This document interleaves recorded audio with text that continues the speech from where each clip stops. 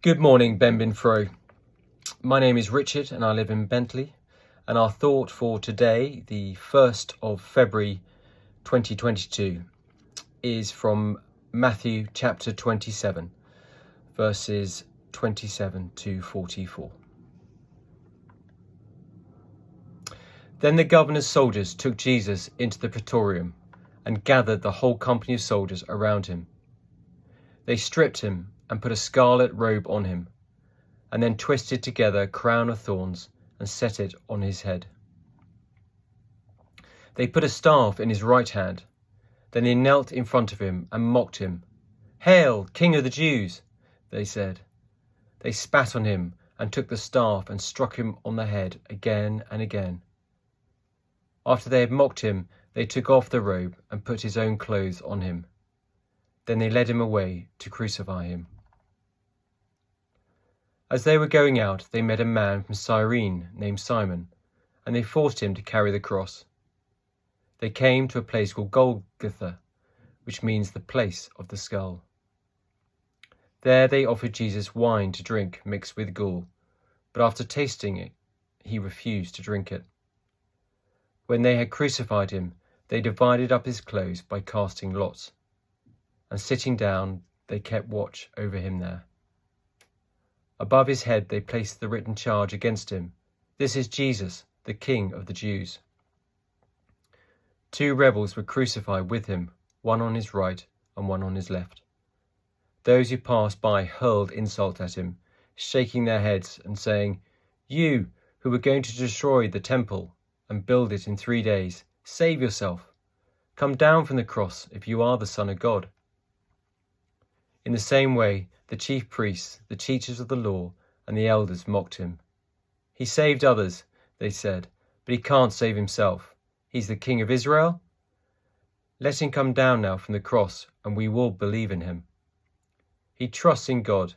Let God rescue him now if he wants him. For he said, 'I am the Son of God.'" In the same way, the rebels who were crucified with him also heaped insults on him. Last year, I read a sign that was put outside a pub where the publican had written, "If you would like to know how it feels to be in hospitality during the coronavirus pandemic, well, remember when the Titanic was sinking and the band continued to play? Well, we're the band." Now, I'm not proposing we compare Jesus with a band of musicians, but in a similar way, you do wonder about that sense of isolation and abandonment both must have felt. In looking at the passage, the challenge that hits me between the eyes was, where would I be in this story? Together this morning, I wonder if each of us might ask ourselves the same question. First, we have the soldiers.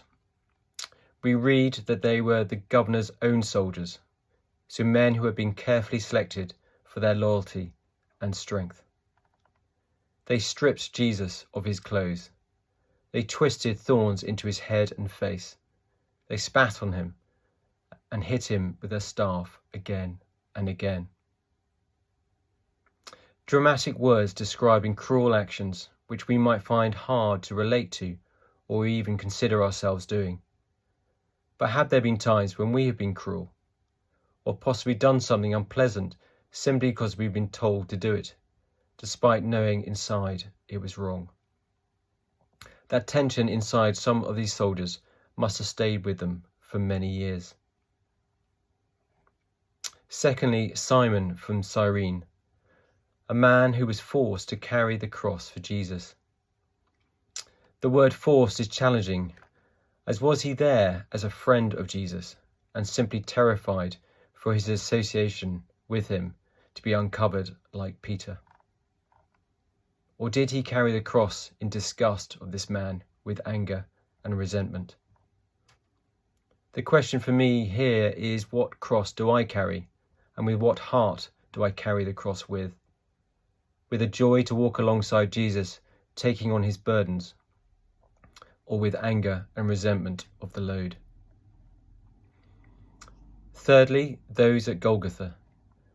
They crucified Jesus, cast lots for his clothes, sat down to watch him die, created a sign writing King of the Jews to go above his head. These men would have been, in essence, the execution squad to crucify individuals. As such, would have been used to crucifixions, and yet we read they went further with this crucifixion, not getting on with the next job or heading home, but watching, waiting. Were they wrestling with intrigue, had questions, even doubts? Do any of these emotions resonate with us? As I read this part of the passage, I had not fully considered before where Matthew writes, "They offered Jesus wine to drink, mixed with gall, but after tasting it, refused to drink it." A quick soakaway, but the detail in which Matthew writes is extraordinary. And what is going on here? It was hot and dusty. Jesus must have been thirsty. Well, I understand that a mixture of wine and gall was commonly given to criminals before their execution in order to ease some of their suffering. The drink was sour to taste and probably poison. Christ likely refused this drink, knowing that its bitter taste meant it was more of a poison than a painkiller. Jesus did not want to die from poisoning or even have his senses numbed while on the cross. He knew that he had to shed his blood in order for him to become the supreme sacrifice for the sins of man. He refused to take the easy way out. Fourthly, we have the chief priests and teachers of the law. They mock Jesus, declaring that he cannot save himself, asking for another miracle to prove that he is the Son of God. Where might we be in this scene? Might we be one asking for another move of God, another answer to prayer, another miracle, and then we will believe? And finally, the rebels, two criminals who heaped insults on Jesus as they hung next to him.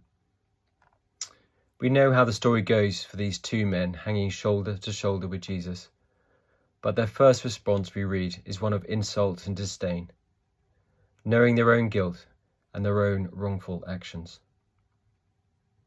So this morning, as we journey through our day, I wonder whether each of us might take a moment to consider where we might have been in this passage that Matthew reveals to us. Have a great day.